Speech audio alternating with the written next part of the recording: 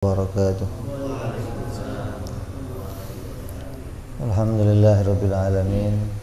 Wassalatu wassalamu ala asyrafil anbiya'i wal mursalin wa ala alihi wa sahbihi ajma'in. Amma ba'du, qala musanniful kitab Hadratus Syekh Muhammad Al-Fudhali wa sahibu syarah Ibrahim Al-Baijuri rahimahullah. Wa ghafara lahu wa liwalidayhi nafa'ana bihima fid darain. Allahumma aftah qulubana futuhal arifin wa bihikmatika wansur alaina birahmatika ya arhamar rahimin. Ila an qal, sampai sifat kalam. Sama basar sudah kita bahas, hayat sudah, ilmu sudah. Kemudian sifat kalam. Silin.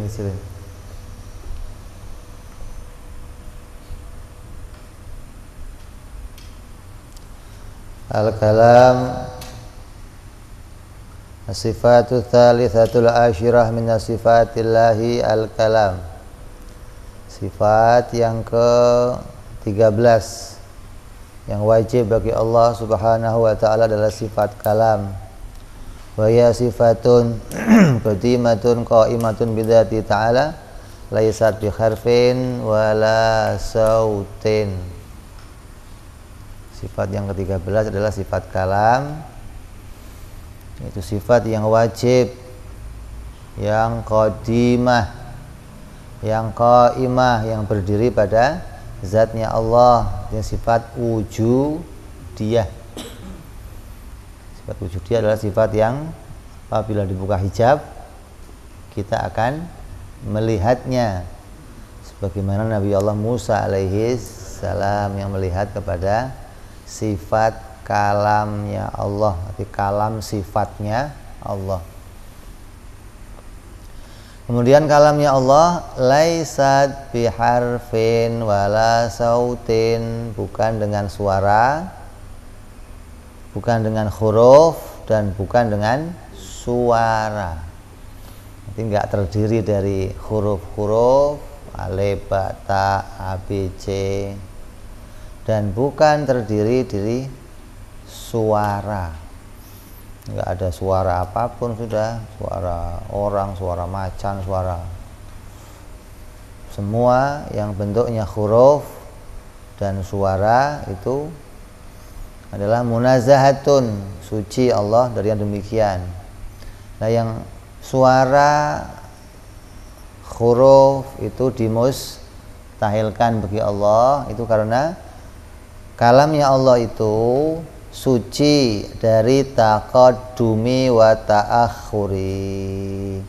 Kalamnya Allah itu suci atau bersih dari adanya awal dan akhir.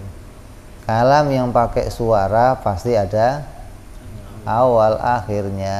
Kalam yang pakai tulisan pasti ada awal akhirnya. Maka kalamnya Allah harus suci dari adanya taqaddum dan ta'akhur. Karena adanya permulaan, adanya akhir menunjukkan apa? Kalamnya tidak esa. Sedangkan sifatnya Allah semuanya wajib esa. Pendengarannya esa, penglihatannya esa, ilmunya esa. Maka sampai kepada kalamnya Allah juga esa. Maka kalam yang esa itu tidak mungkin terdiri dari huruf.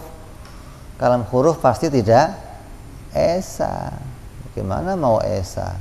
Nanti mau ngomong satu kalimat aja sudah terdiri dari beberapa huruf yang ada awal dan akhir. Ini ngomong pakai suara, suara apa saja pasti ada awal dan akhir.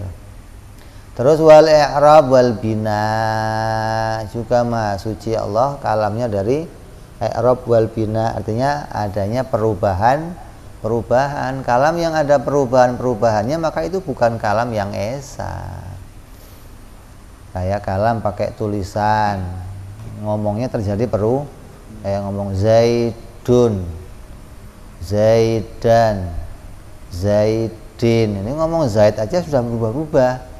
Kenapa? Karena kalamnya ada i'rabnya, ada perubahan akhir kalimatnya. Wal bina, ada bangunan-bangunannya, ada tambahannya, ada makan, memakan, makanlah, dimakan. Ini ada tambahan kalimatnya. Maka ini juga bagian dari kalam yang mengalami perubahan. Maka mustahil kalamnya Allah demikian.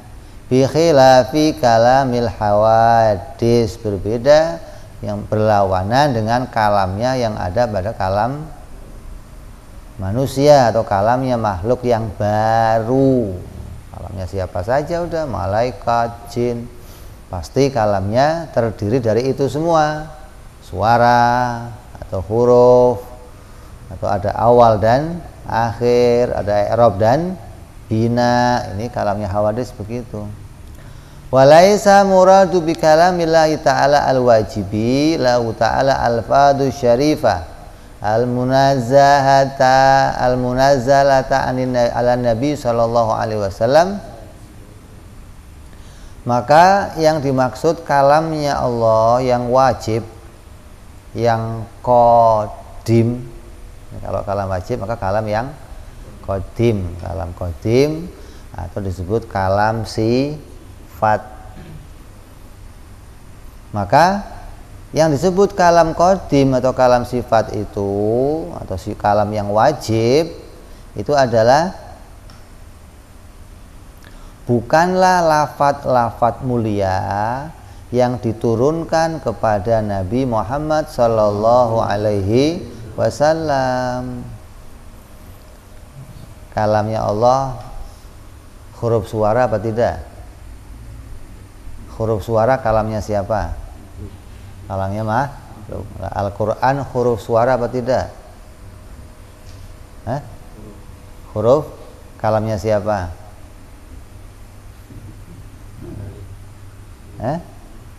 Kalau diomong ini kalamnya Allah, maka maksudnya itu bukan kalam yang qadim gitu loh. Bukan kalam wajib yang ada pada zatnya Allah, bukan kalam sifat gitu loh. Ya kalamnya Allah tapi bukan kalam sifat. Terus kalam apa namanya? Kalam yang ada tulisannya, ada ayatnya, ada juznya, ada suratnya. Ada berapa juz? Berapa surat? 14 surat. Jadi isinya kan ada awal, akhir, ada macam-macam. Maka itu semua adalah kalam yang baru, kalam yang diciptakan atau kalam hadisah. Wasifatul qaimatu bidzatihi ta'ala qadimah. Sedangkan sifat yang ada pada zatnya Allah, yang menjadi sifat yang tetap pada zatnya Allah, adalah kalam yang qadimah, tidak ada permulaannya. Maka bukan kalam yang tersusun, nggak ada ayatnya, nggak ada juznya, nggak ada suratnya. Masa kalamnya Allah yang qadim ada juznya? Allah kalam berapa juz?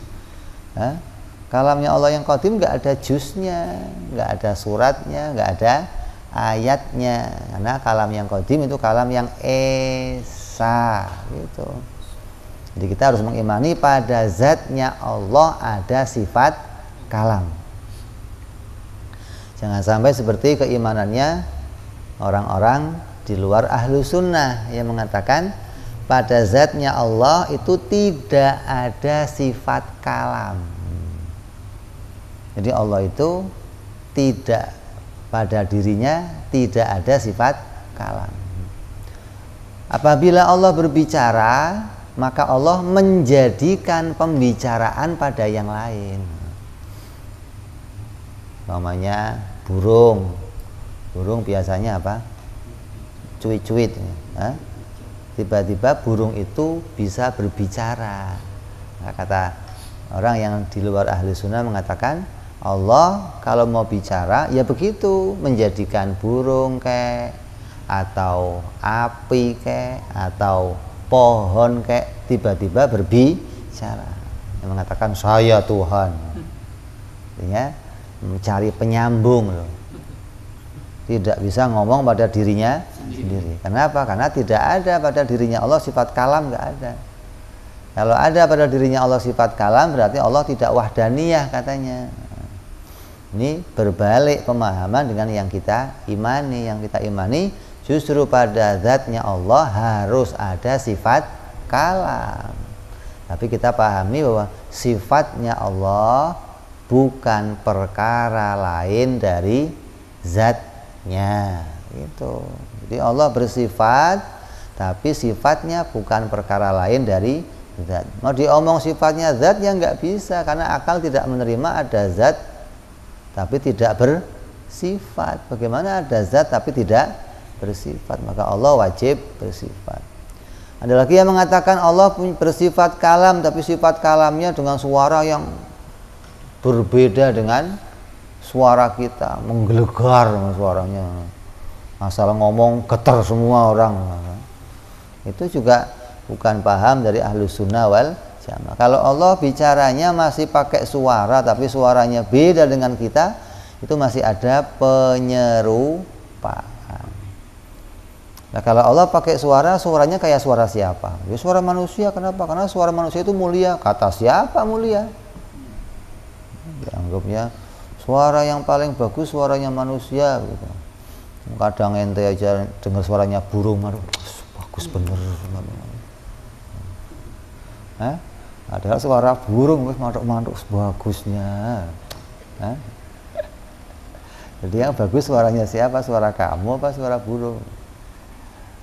Jadi Allah mustahil kalamnya itu sebagaimana kalamnya hawadits, dengan tulisan atau dengan suara, atau menjadikan kalam pada zat yang lain. Kalam itu sifat yang tetap pada zatnya Allah sendiri. Wa hadhihi mustamilatun ala taqaddumi wa ta'akhuri wal i'rabi wa surah wal ayah. Maka Al-Qur'an yang 30 juz lafaz-lafaz suci yang diturunkan kepada Rasulullah. Ini lafaz suci itu maknanya apa? Lafaz suci itu maknanya diberi pahala dengan membacanya. Artinya ada pahala kalau kita tilawatil Quran, membaca Al-Quran. Berbeda dengan tilawatil hadis. Ini tidak sebagaimana tilawatil Quran. Kalau tilawatil hadis bagaimana? Oh, itu untuk pelajaran kita, untuk pemahaman kita, tapi bukan bagian dari yang diberi pahala sebagaimana pahalanya membaca Al-Quran. Jadi ada keistimewaan dari lafaz-lafaz suci yang diturunkan kepada Nabi Muhammad Sallallahu Alaihi Wasallam. Maka Quran yang diturunkan itu isinya apa? Ya kalam yang awal dan akhir. Mana kalam awal akhirnya? Yaitu ada ayat demi ayat. Itu berarti kan awal kalam selesai, ganti ayat lagi selesai. Ada surat selesai, ganti surat lagi selesai. Berarti ada awal, ada akhirnya. Wa i'rab, ada i'rabnya, perubahan-perubahan, ada Allahu, ada Allahi, ada lillah, ada ini perubahan-perubahan, ada surat, ada ayat. Wa sifatul qadimah khaliyatun an jami'i dzalika. Maka sifatnya Allah yang qadimah itu suci dari yang demikian. Suci dari semua awal akhir, i'rab, surat, juz, nggak ada kalam qadimah demikian. Falaisa fiha ayatun, maka tidak ada pada kalam qadimah itu ayatun wala suratun wala i'rabun, nggak ada. Li'anna hadhihi takunu li kalamil mustamili ala khurufi wal aswat. Karena kalam yang ada suratnya, ada ayatnya, ada i'rabnya itu pasti kalam pada kalamnya yang menggunakan huruf dan suara. Wasifatul qadimatu munazzahatun anil khurufi wal aswati kama taqaddam. Sedangkan kalamnya Allah yang qadimah, yang azali, yang wajibah, kalam sifat itu munazzahatun anil khurufi wal aswat, pasti suci dari huruf dan suara. Karena huruf suara itu anil khurufi wal aswati kama taqaddam, karena huruf suara itu tidak menjadi kalam yang esa, nggak bisa jadi kalam yang wahid. Kamu mau ngomong sesuatu, maka omongan kamu itu harus dengan beberapa kalimat yang panjang.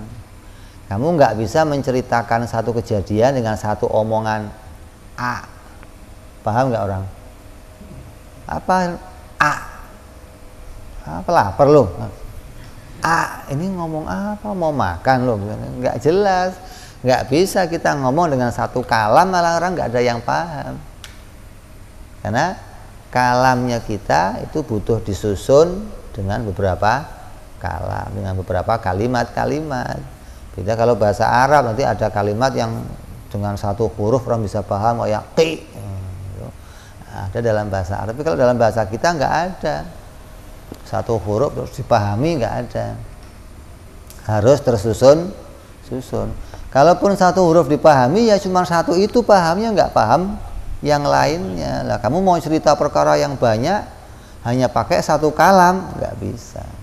Karena kalamnya kita butuh susunan. Kenapa? Karena modalnya pakai suara, modalnya pakai tulisan, maka ya harus disusun tulisannya. Saya mau pergi ke pengajian, tulis. Nah kalamnya Allah kalam yang esa, nggak pakai huruf, nggak pakai suara. Maka dengan satu kalam, dengan kalam yang esa, Allah berbicara semuanya.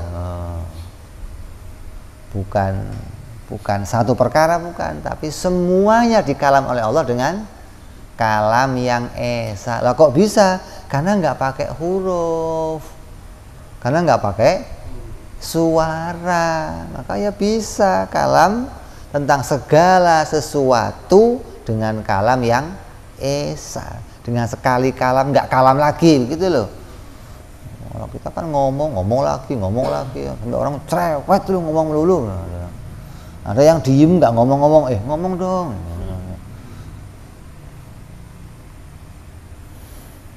Ya, jadi kalamnya Allah tidak huruf, tidak suara, karena tidak akan bisa menjadi kalam yang esa. Walaisat hadil alfatu syarifatu dalatan ala sifatil qadimah. Maka bukanlah lafat-lafat mulia ini adalah petunjuk atas kalam atau sifat qadimah.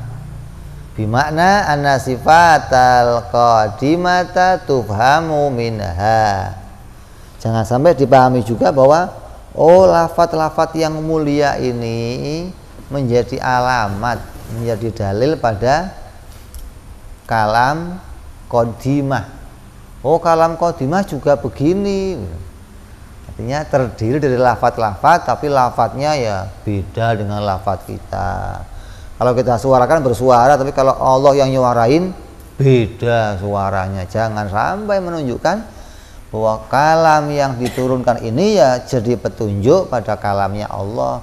Artinya kalamnya Allah ya seperti ini.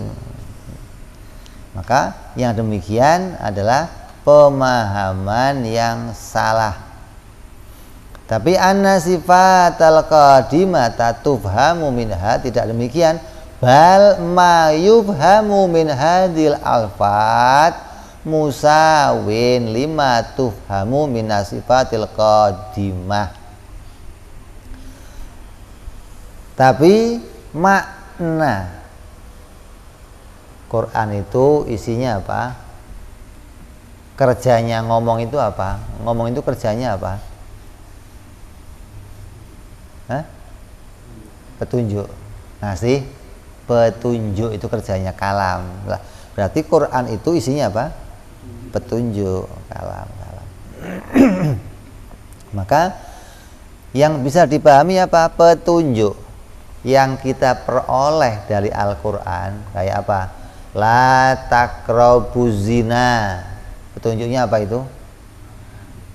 Jangan dekati zina. Maka petunjuk yang kamu pahami dari kalimat la taqrabuz zina itu adalah sama dengan kalam yang ada pada kalam qadimnya Allah, yang apabila dibukakan hijab kamu akan melihat kalamnya Allah, yang kamu pahami juga la taqrabuz zina, bahwa kamu dilarang untuk berzina, tapi dengan kalam yang bukan seperti kalam Al-Quran, bukan kalam yang seperti dengan huruf dan suara, tapi pemahaman kamu ketika mendengar kalam itu sama dengan pemahaman kamu ketika membaca Al-Quran, gitu loh. Jadi yang disamakan apa? Petunjuk yang kamu peroleh, begitu loh. Petunjuk yang kamu peroleh dari kalam ini akan sama nanti dengan petunjuk yang kamu peroleh dengan kalam qadimnya Allah, sama-sama menunjukkan bahwa Allah itu esa, tidak ada sekutu baginya. Allah perintah kita sholat, Allah perintah kita ibadah, melarang kita. Maka kamu akan memahami semua itu apabila dibukakan hijab dan melihat kalamnya Allah. Bukan kalau kamu dibuka hijab kamu akan melihat huruf-huruf yang seperti Al-Quran di sana, bukan. Huruf-huruf Al-Quran itu diciptakan oleh Allah, bukan menjadi bagian dari dirinya Allah. Ada yang pahami ini kalam qadim, Quran itu kalam qadim, artinya kalam yang qadim diturunkan. Berarti di sana nggak kalam lagi dong. Sudah turun kalamnya gimana?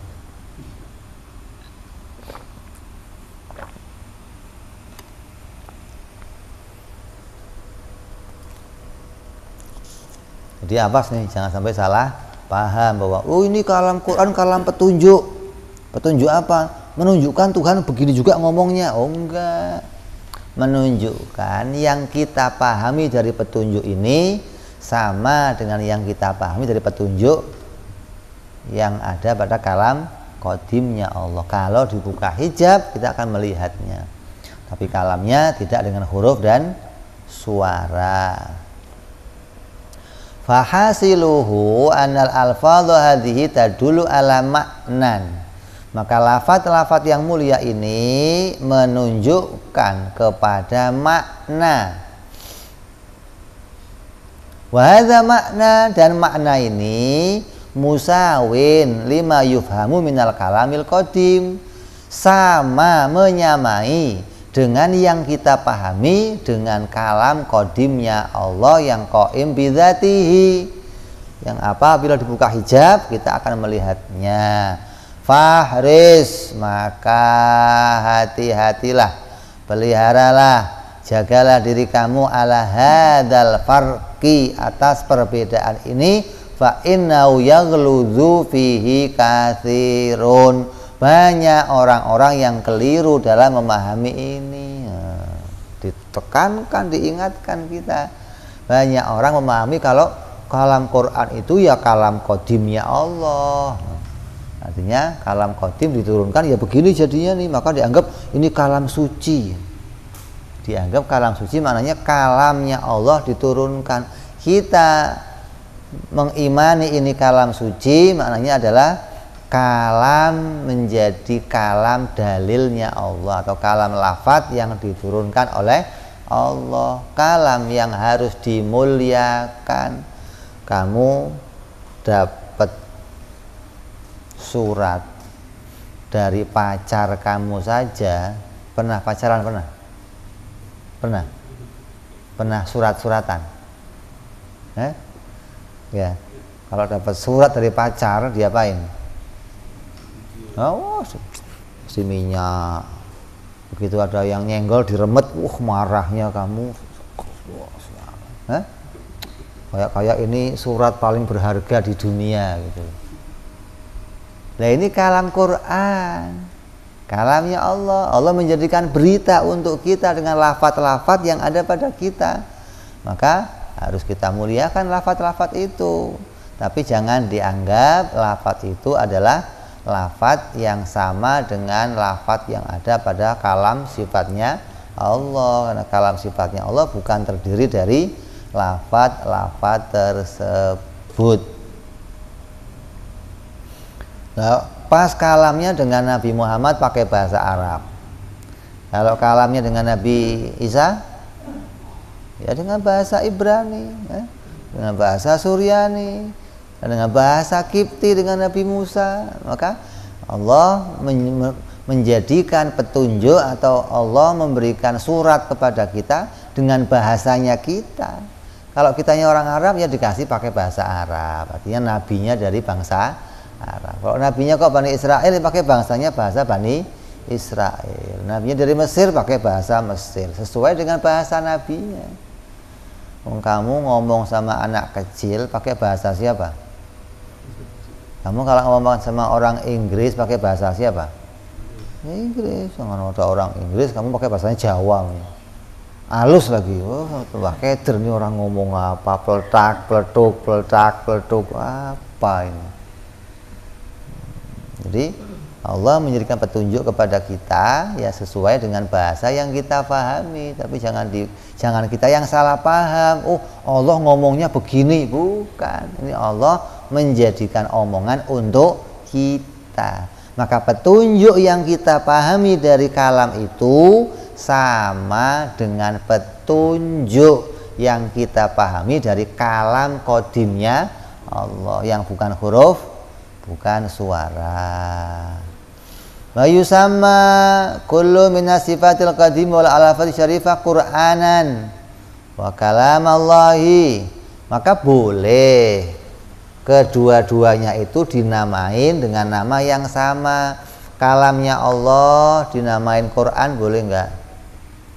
Kalamnya Allah yang qadim dinamakan Quran. Kalamnya yang Quran dinamakan kalam qadim. Boleh? Boleh.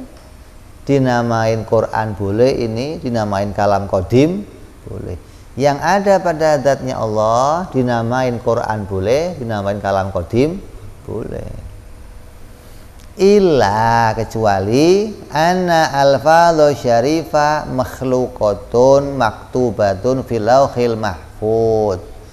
Maka yang harus kita pahami bahwa lafadz-lafadz yang mulia ini adalah lafadz-lafadz yang makhluqatun, yang diciptakan oleh Allah, yang maktubatun, yang tertulis fil lauhil mahfuz. Di mana? Di dalam lauhil mahfuz. Ini Quran ini asalnya dari lauhil mahfuz. Allah menciptakan kalam di lauhil mahfuz. Kan Allah nulis. Allah menciptakan kalam. Kalaupun dikatakan menulis, maka Allah menjadikan pena yang diperintahkan untuk menulis, arti untuk menjadikan tulisan. Kayak gambarannya kamu pakai printer. Printer kerjanya ngapain? Mencetak tulisan. Nah, kalau pena yang di lauhil mahfuz itu sama printer cepat mana? Cepat mana? Ya, kalau kayak printer kamu lah, selesainya kapan? Nulis nasibnya orang sedunia.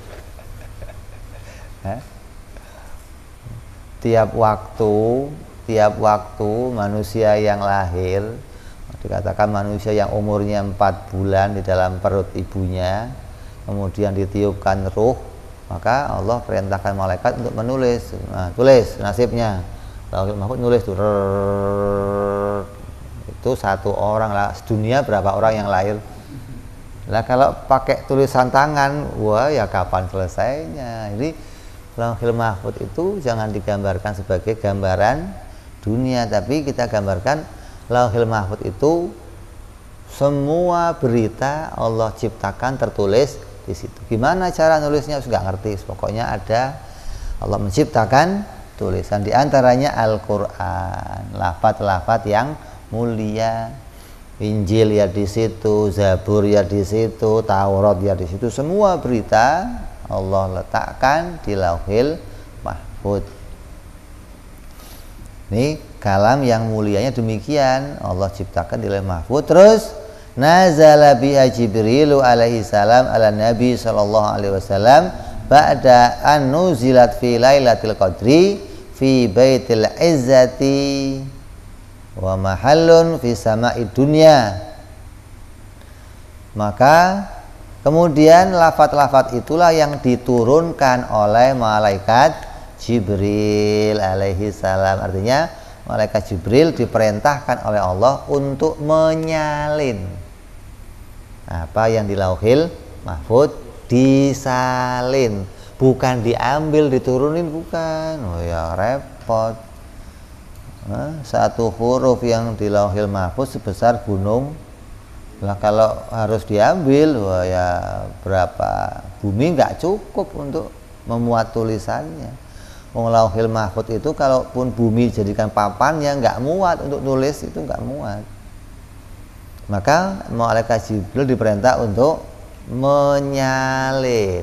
Nah, salinan itu kemudian diturunkan oleh malaikat Jibril alaihi salam pada malam Lailatul Qadar alaihi, yang insya Allah itu berada pada bulan Ramadan. Kapan harinya?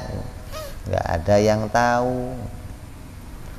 Perbedaan ulama mengenai malam Lailatul Qadar kapan waktunya, ada 40 ulama yang berbeda pendapat. Kalau mau ngambil silih, udah pilih salah satunya yang mana. Ada yang mengatakan malam ini, malam 21, malam 23, malam 25, ada yang mengatakan malam 17, ada yang mengatakan malam ke-19, macam-macam. Ada yang mengatakan setiap malam, ada yang mengatakan. Ini berbeda-bedanya ulama hingga kita tidak mengetahui kapan malam itu pasnya terjadi. Hikmahnya apa? Hikmahnya kita akan menghormati setiap malam-malam Ramadan. Kalau kamu tahu malam itu, kamu nggak mau milih malam yang lain, cukup malam itu aja ibadahnya. Diturunkan kemana oleh malaikat Jibril? Diturunkan ke langit dunia, namanya sama'id dunia. Mana sama'id dunia? Yaitu langit yang kamu lihat dari bawah. Itu kan awan, pokoknya itu dah langit yang pertama namanya. Disebut namanya apa? Atapnya dunia. Itu. Kamu nggak bisa nembus lagi ke atas karena ada tertutup atap. Ya itu kita anggap sebagai langit dunia, maka diturunkan ke situ. Tapi kalau saya naik pesawat tembus terus, nggak ngerti, pokoknya jangan. Perkara ghaibah mau dinyatakan dengan perkara zahir. Di kubur itu kalau orang itu setelah 7 langkah datang malaikat kasih mic, speaker, dengerin, ada? Ya nggak ada. Perkara ghaibah kok mau dinyatakan di dunia. Nanti kamu akan lihat langit dengan sapnya 1, 2, 3. Kamu akan melihat nanti setelah terbukanya alam akhirat. Diturunkan ke langit dunia.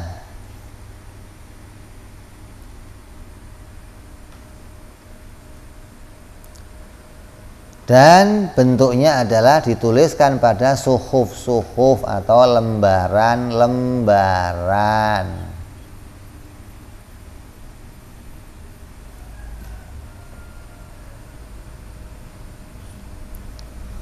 Maka kemudian diletakkan pada Baitul Izzah. Qila nuzila fi Baitul Izzati dafa'atan wahidatan. Tsumma nuzilat alaihi sallallahu alaihi wasallam fi 20 sanatan wa qila fi 23 wa qila fi 25. Kemudian diturunkan lembaran-lembaran itu ke Baitul Izzah, yaitu langitnya dunia. Berapa lembar turunnya? Ada yang mengatakan 1 lembar. Di Quran yang 30 juz itu dikatakan 1 lembar. Pernah nggak lihat Quran 1 lembar? Pernah nggak? Pernah nggak lihat Quran 1 lembar. Masa nggak pernah? Itu yang pakai solokonto itu, lihatnya itu, yang pakai kaca pembesar itu. Nah, yang kecil-kecil ada juz pertama, juz kedua, juz ketiga. Ada, itu kurang gaul ya. Main sama Roy dong biar tahu ada nih. Maka ada yang mengatakan 1 lembar, ada yang mengatakan berlembar-lembar. Diturunkan dari Baitul Izzah sedikit demi sedikit kepada Nabi Muhammad Sallallahu Alaihi Wasallam. Ada yang mengatakan selama 20 tahun.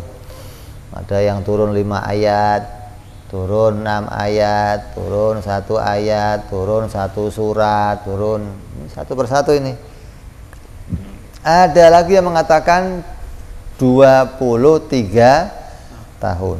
Ada lagi yang mengatakan 25 tahun.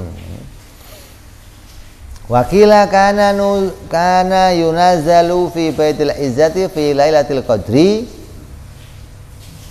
Maka ada pendapat yang mengatakan bahwa Quran diturunkan di Baitul Izzah pada Lailatul Qadar dengan ukuran apa yang akan diturunkan setiap tahunnya. Sudah mengatakan, oh yang turun cukup yang tahun itu akan disampaikan, maka disiapkan. Oh tahun itu akan turun umpamanya sekian ayat, maka diturunkan ke Baitul Izzah. Tahun depan lagi malam Ramadan lagi turun lagi pada malam Lailatul Qadar untuk tahun itu. Ini pendapatnya ulama.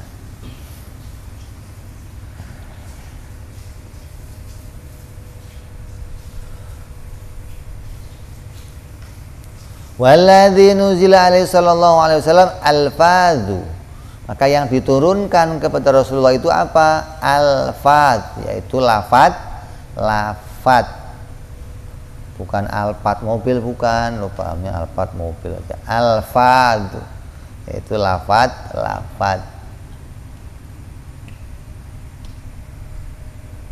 Yaitu lafzu wa makna, yang diturunkan adalah lafaz dan makna. Wakila nuzila alai makna faqat. Maka yang paling kuat adalah diturunkan oleh malaikat Jibril itu lafaz, tulisan-tulisan dan maknanya sekalian. Jadi Rasulullah mengetahui lafaznya ini langsung dari Lauhil Mahfuz, dan maknanya pun disampaikan oleh malaikat Jibril kepada Rasulullah, hingga Rasulullah tidak memaknainya sendiri, enggak. Oh ini Al-Fatihah maknanya begini, enggak dimaknai sendiri, enggak. Oh ini kulhu maknanya begini, enggak. Tapi makna itu diturunkan bersama turunnya Al-Quran, hingga Rasul memahami, oh ayat ini maknanya begini, maka disampaikan kepada para sahabat-sahabatnya. Kalau Nabi mengatakan tulis, berarti itu Al-Quran. Ini bedanya nih. Dan diturunkan lafaz dan maknanya. Ada lagi yang mengatakan, oh Quran yang turun hanya maknanya, tapi lafaznya dari dirinya Nabi sendiri. Nabi ini kan ahli dalam menyusun kalimat menjadi kalimat yang istimewa. Maka yang demikian adalah perbedaan ulama. Beda lagi dengan hadis. Ada hadis. Kalau hadis ini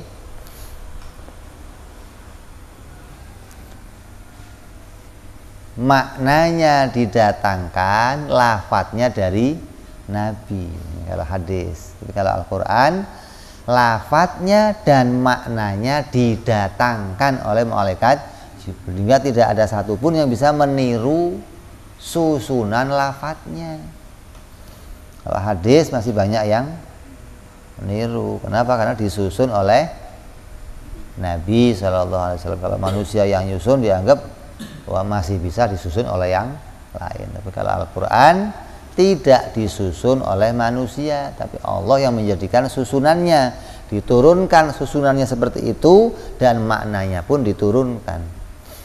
Waqtalafal qailuna fi hadza faqala ba'duhum 'abura Nabi sallallahu alaihi wasallam anil makna bil alfad. Berbeda ulama tentang pemahaman masalah ini.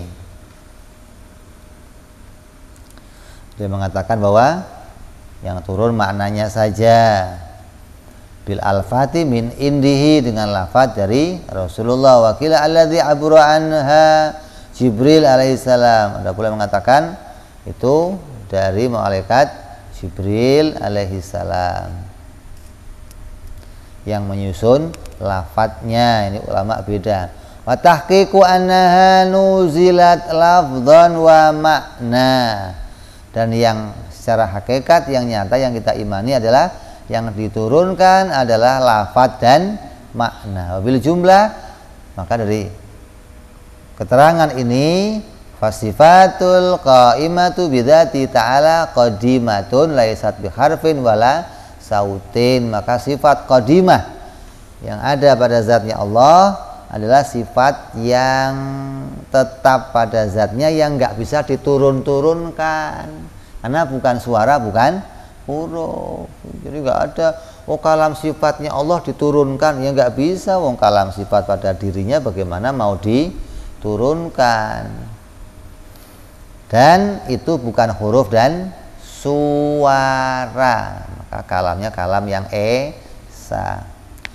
Terus wastas kalal mu'tazilatu, maka Mu'tazilah itu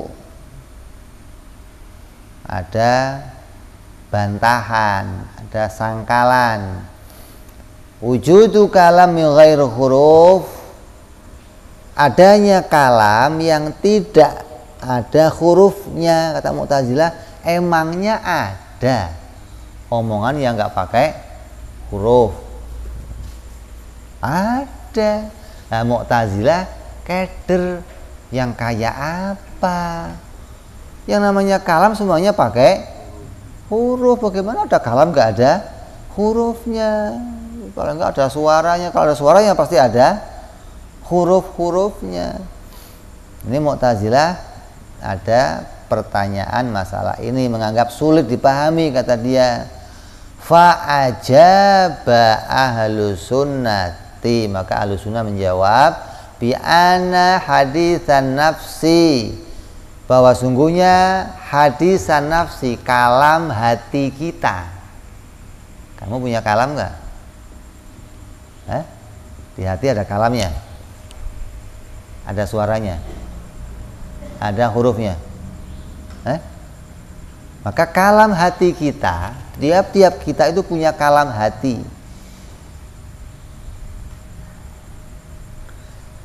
Tatakallamu bihi syahsu, yang mana seseorang itu berbicara di dalam hatinya, fi nafsihi min ghairi harfin wala sautin. Kalam yang dalam hati kita itu yang enggak ada suara, enggak ada hurufnya. Faqad wujida kalamun min ghairi harfin wala sautin, maka dengan kita tunjukkan kalam hati itu, kita bisa buktikan bahwa ada kalam yang enggak huruf dan suara. Tapi tetap kalamnya Allah bukan seperti kalam yang di dalam hati. Kita hanya menunjukkan bahwa ada, gitu loh, kalam yang bukan huruf, bukan suara. Kalau Mu'tazilah ini kadang mau mengimani sesuatu, tapi ketika dituntut gambarannya nggak nemu. Coba, Mu'tazilah mengatakan Allah itu zat yang pada dirinya tidak ada sifat, tidak berdiri sifat pada dirinya. Kenapa? Karena kalau ada sifatnya maka berarti nggak wahdah. Nih, kita tuntut, coba tunjukkan satu contoh ada zat yang nggak pakai, ada? Nggak bisa nyontoin, gimana sih? Nah, kita nyontoin tentang sesuatu, kita bisa buktikan. Kita bicara ada kalam yang nggak huruf, nggak suara. Mana contohnya? Kalamnya nafsi, kalam diri kita. Walaupun nanti kita mukhalafahkan dengan kalamnya Allah, bahwa kalamnya Allah bukan seperti kalam di dalam hati, karena Allah nggak pakai hati.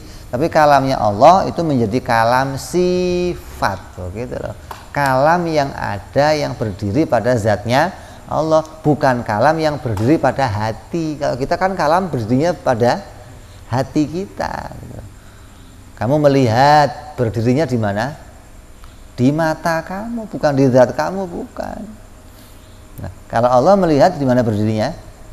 Pada zatnya sendiri, karena Allah melihat nggak pakai mata, Allah bicara nggak pakai hati, gitu. Maka Mu'tazilah mengingkari yang demikian. Mu'tazilah mengatakan bisikan jiwa itu bukan kalam. Jadi hati itu bukan kalam, kata dia. Karena alasan itu mereka tidak menerima. Maka Ahlussunnah menjawab dengan apa? Bentuk syair yang disampaikan oleh banyak ulama. Apa katanya? Innal kalama la fil fuad wa inna ma ju'ilal lisanu 'alal fuadi dalilan. Sesungguhnya kalam yang sebenarnya itu dalam hati. Itu kalam yang sebenarnya, kalam kamu yang asli dalam hati. Mulut kamu boleh diem, tangan kamu boleh nggak nulis, tapi hati kamu ngomong. Karena hati itu koneknya sama apa? Ilmu. Kalau kamu masih ada ilmunya, ya pasti hatinya ngomong. Asal lihat barang kamu ngomong, oh si anu, oh si anu, ada si anu, oh si anu.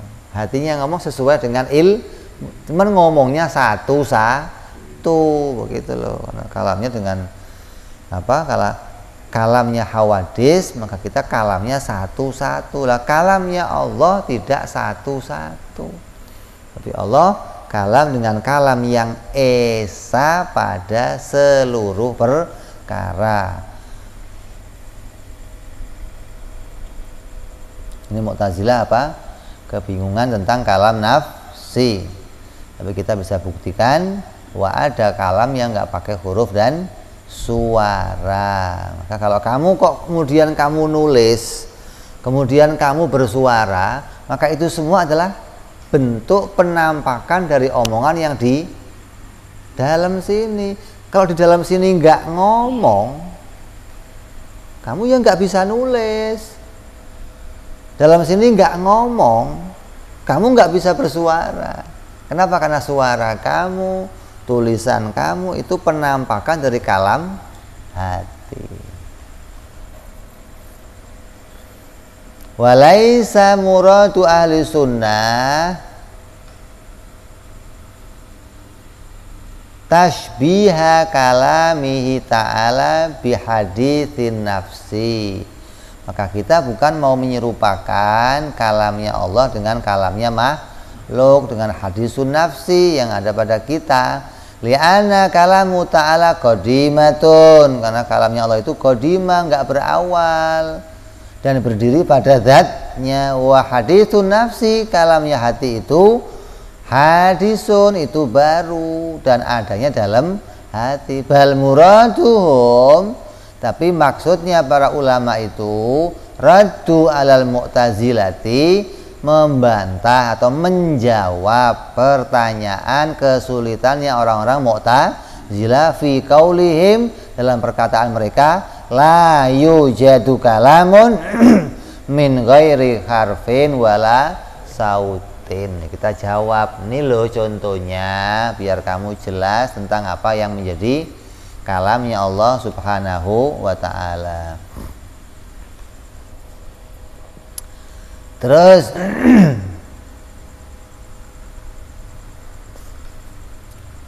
jadi jelas ini sifat kalamnya Allah Subhanahu wa ta'ala. Jadi kalau kita ngomong Al-Quran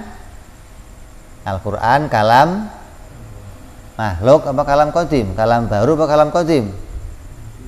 Al-Quran kalam baru. Ngomong Al-Quran kalam makhluk, kalam yang baru, itu hanya boleh di majelis taklim, tidak boleh ngomong di luar. Kalau di luar kamu harus ngomong Quran kalam qadim, gitu, agar menolak kesalahpahaman orang nanti menganggap bahwa Allah itu kalamnya baru. Tadinya Allah mah nggak ngomong, terus ngomong. Habis ngomong gimana? Diem. Terus ngomong lagi. Itu berarti Allah nggak esa omongannya. Kalam yang nggak esa kalau begitu. Maka untuk menolak itu maka kita katakan Al-Quran kalam qadim. Maknanya kita pahami, bukan ini yang qadim, bukan gitu loh. Tapi Quran kalamullah. Quran kalam siapa ini? Kalamullah. Dan kalamullah qadim gitu loh. Bukan ini qadim, bukan. Tapi kalamullah qadim gitu. Jadi orang nggak salah paham. Kamunya juga nggak salah menuduh. Wah, kamu nuduh ini qadim. Kalau ini qadim, ada berapa di rumah kamu? Di rumah kamu ada? Berarti qadim banyak dong. Kan qadim itu harus esa. Bagaimana ada qadim kok banyak? Maka ini baru. Yang itu mana? Yang lafat-lafat yang diturunkan, yang isinya ada juz, ada ayat, ada surat, ada. Ini baru. Tapi ini menunjuk kepada kalamnya Allah. Artinya apa? Tidak ada yang mengakui kalau Al-Quran itu kalamnya. Coba kamu keliling tanya, ini omongannya siapa ya? Kamu kalau nemu surat, terus kamu ambil surat itu, yang terpikir pertama apa? Isinya apa ya? Enggak, yang nulis ini suratnya siapa? Enggak mungkin ada surat tahu-tahu jadi tulisan pasti ada yang nulis. Maka Al-Quran ini pun mesti ada yang ngomong. Nah kalau kita mau cari yang ngomong siapa? Hatta Nabi Muhammad SAW nggak ngakui ini kalam saya, enggak, ini kalam Allah. Kalau kamu nggak yakin ini kalamullah, apa kata Allah? Apa kata Allah? Ya coba aja kamu bikin yang sama kayak begitu, gitu doang, nggak repot nggak. Dan tantangan itu masih sampai sekarang. Barangkali kamu mau ikut. Sampai sekarang masih berjalan tantangannya. Kalau ada yang ragu Quran ini kalamullah, ya silahkan bikin yang seperti Quran. Nggak usah banyak-banyak, satu surat aja. Oh, satu surat kebanyakan, ya udah satu ayat. Yang ayat itu mengandung makna-makna yang tersimpan di dalam berupa hukum-hukum dan hikmah. Nah, tiap ayat Quran mengandung hukum dan hikmah. Coba bikinkan satu ayat, maka nggak ada yang bisa demikian. Menunjukkan Quran bukan kalamnya manusia. Maka ini disebut kalamullah. Tapi bukan kalam sifat, tapi kalam dalil atau kalam lafat yang diturunkan, kalam lafat yang diciptakan.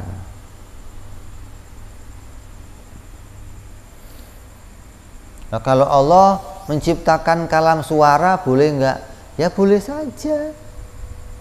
Mau menciptakan kalam lafaz aja boleh. Maka menciptakan kalam suara juga boleh. Tapi bukan berarti pada dirinya Allah enggak ada kalam, gitu loh. Allah menciptakan kalam itu bukan berarti pada dirinya enggak ada.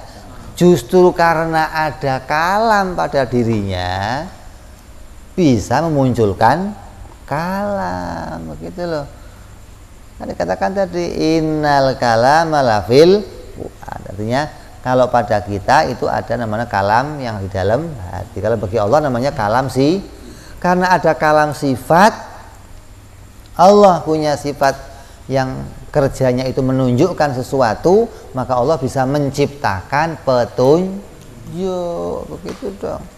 Kudratnya menciptakan petunjuk, tulis lafaz-lafaz. Nah, kudrat memunculkan lafaz-lafaz tersebut yang isinya petunjuk-petunjuk yang dikehendaki oleh Allah Subhanahu wa taala. Maka ada kalam sifat, ada kalam lafaz. Bedakan ini. Quran yang baru itu kalam yang lafaz. Kalau Quran yang jadi kalamnya Allah, maka itu adalah majazan. Oh, kalamnya Allah itu juga Quran, itu kalam majaz gitu loh. Maksudnya apa? Hanya sebagai gambaran bahwa kalamnya Allah, Quran itu juga qadim, kalamnya Allah qadim. Tapi bukan berarti kalam sifatnya Allah itu Quranan atau bacaan atau terdiri pada juz-juz dan surat-surat. Quran disebut kalamullah ini untuk menghilangkan kesamaran bagi sebagian orang yang memahami kalamullah itu kalam yang baru. Maka kita tolak dengan mengatakan Quran adalah kalamullah dan kalamullah adalah qadim. Terus selesai kita bicara kalam, terus berikutnya wadalilu wujubil kalami lahu ta'ala qauluhu ta'ala wa kallama Allahu Musa taklima faqad athbata li nafsihi kalaman. Dalilnya apa sifat kalamnya Allah? Dalilnya Allah sendiri yang menunjukkan kalau dirinya punya sifat kalam. Dengan apa? Dengan mengatakan saya ngajak ngomong Musa. Berita yang mengatakan saya ngajak ngomong Musa, Nabi Musa alaihis, tandanya pada dirinya Allah ada sifat kalam gitu. Jangan dianggap kayak apa orang-orang itu apa namanya para biksu-biksu itu, orang-orang yang mengatakan bahwa Tuhan itu tidak menjadikan utusan untuk membawa berita dari dirinya. Tapi Tuhan kalau mau ngasih berita nggak usah pakai utusan. Tuhan kalau mau ngasih berita langsung beritain kepada seseorang yang dijadikan kesurupan. Jadi ada orang yang kelompok itu yang kalau ada orang kesurupan senang dia, Tuhan lagi berfirman, maka suruh tenang, ngomong apa dia tulis. Ada ini orang yang kesurupan dianggap dapat petunjuk dari Tuhan. Ini bahaya ini. Ya, jadi Allah boleh saja menjadikan lafaz, boleh pula Allah menjadikan suara, ya boleh saja. Tapi jangan dianggap itu menjadi petunjuk kalam yang ada pada zatnya Allah. Jadi dalilnya apa? Dalilnya Allah menunjukkan sendiri kalau dirinya berbicara kepada Nabi Musa. Maka Nabi Musa mendengar kalamnya Allah yang bukan suara dan bukan huruf.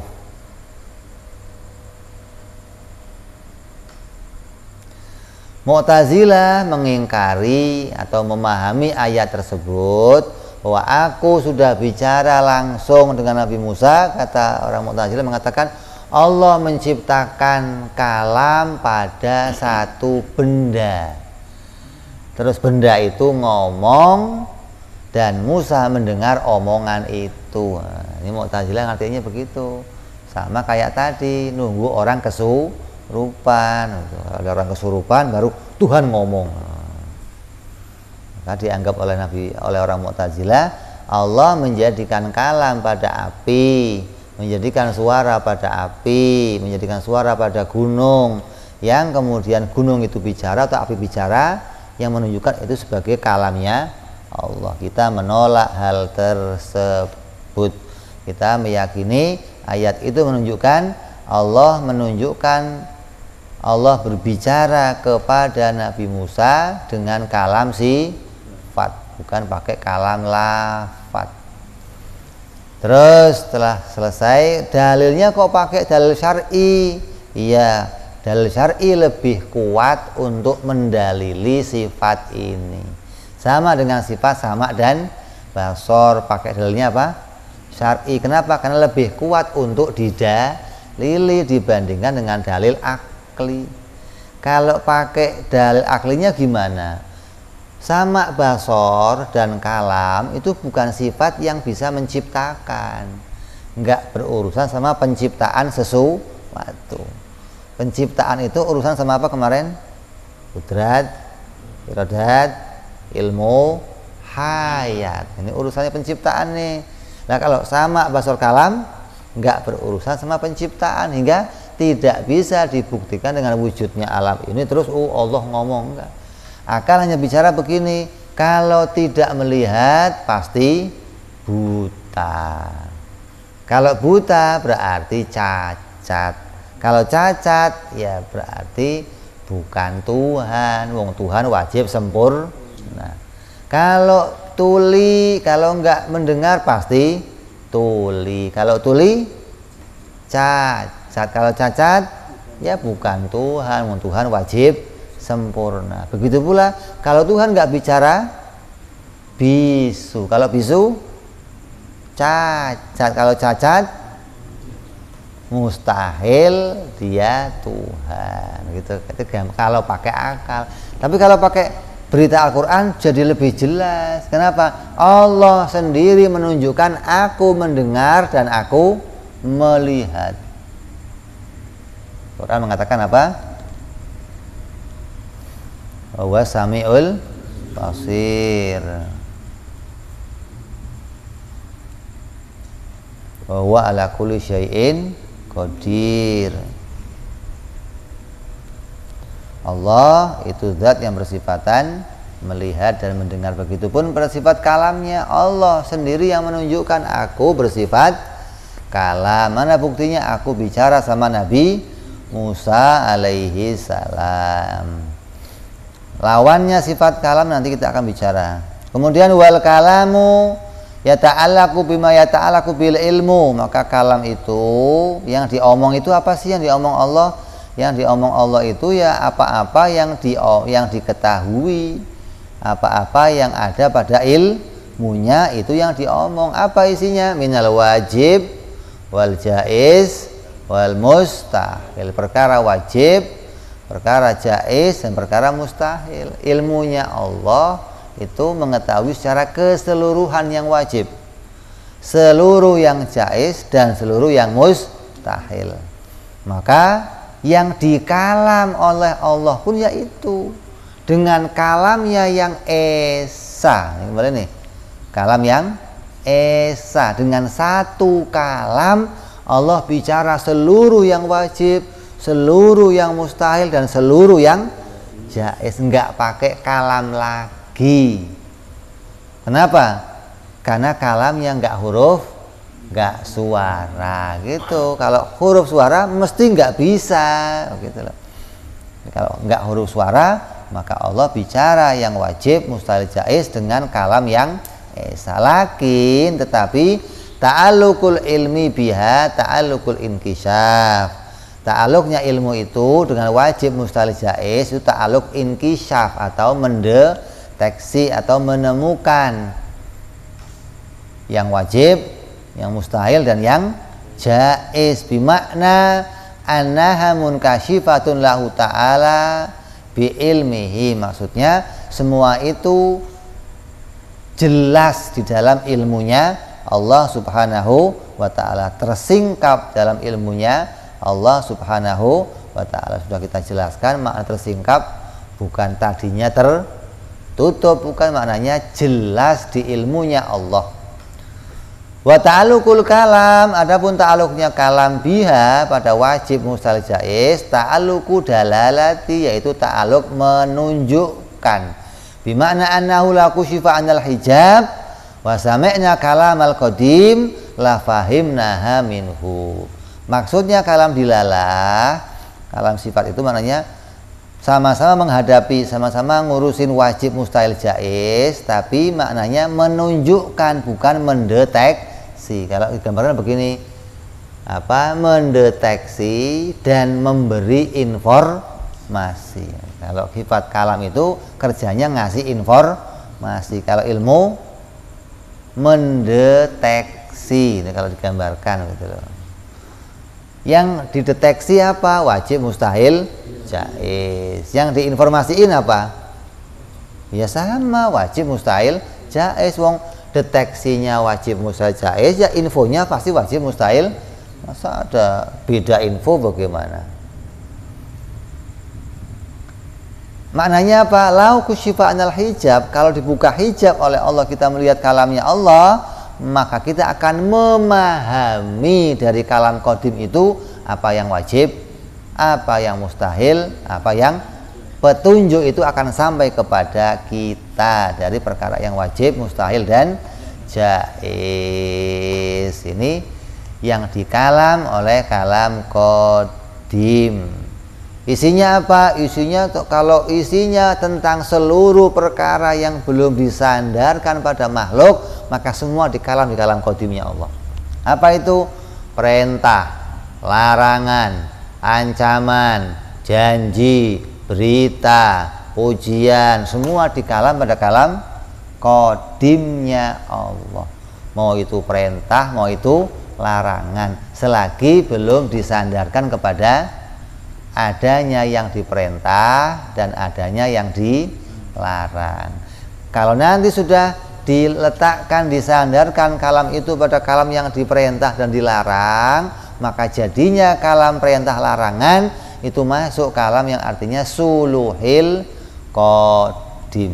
Kalau tadi selagi belum disandarkan pada yang lain namanya tanzizil qadim. Setelah disandarkan pada makhluk, maka perintah dan larangan menjadi kalam yang takluknya apa? Suluhil qadim. Artinya apa? Boleh saja Allah memberikan perintah. Kalau masih belum disandarkan, itu bukan perintah. Kayak apa? Kamu bawa tulisan dilarang parkir, dilarang merokok. Bawa tulisannya ini, naik motor sampai perapatan, ketemu kawan kamu lagi ngerokok, dimatiin nggak rokoknya? Kenapa? Karena belum jadi kalam perintah, gitu loh gambarannya. Jadi kalau kalam perintah itu masih di kalam sendiri oleh Allah, maka itu kalam qadimnya Allah. Allah boleh aja kalam apa saja yang perkara yang diketahuinya. Allah bisa melarang hambanya, Allah bisa merintah hambanya, Allah bisa menjanjikan hambanya di kalam, semua pada kalam qadimnya Allah. Nah, setelah kalam itu dimunculkan, dinyatakan, mau digandengkan dengan makhluk, seperti apa? Dituliskan oleh Allah pada sebuah papan atau dikirimkan oleh Allah dengan sebuah tulisan yang mulia, maka jadinya kalam itu namanya kalam suluhil qadim. Pantas saja kalau Allah merintah. Kenapa kok pantas? Karena akan dimunculkan yang diperintah. Ketika nanti yang diperintah muncul, maka jadinya itu tanzizil hudus, nyata Allah memerintah hambanya, gitu loh. Ini ta'aluknya sifat kalam. Ada tanzizil qadim, ada suluhil qadim, ada tanzizil hudus. Ini ta'aluknya sifat kalam. Kalau masih sendiri pada Allah namanya tanzizil qadim. Kalau sudah mau disandarkan pada makhluk namanya suluhil qadim. Kalau sudah nyata makhluknya muncul yang diperintah dan dilarang namanya tanzizil hudus. Jadi ada 3 ta'aluk sifat kalam.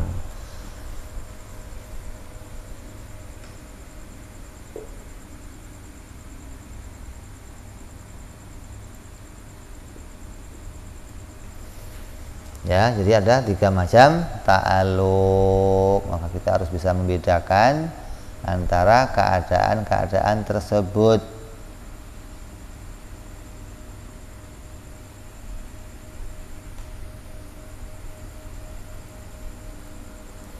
Kemudian sifat yang ke-11, ke-14 kita sambung yang akan datang. Wallahu a'lam bishawab. Ila hadratin Nabi.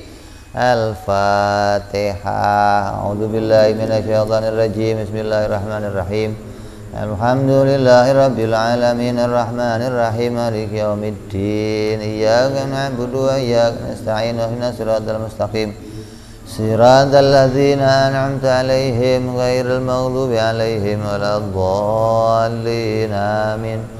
Ya Rabbana i'tarafna bi annana i'tarafna wa annana asrafna ala ladha ashrafna fatub alaina tauba taghsil kulli hauba واستر لنا عوراتي وآمن روعتي واغفر لوالدينا ربي ومولودنا والأهل والإخوان وسائر الحلان وكل ذي محبة أو جيرة أو صحبة المسلمين أجمع آمين ربي اسمع فضلا لا باكتساب منا بالمصطفى رسولي نهضى بكل سولي صلى وسلم ربي عليه عند الحب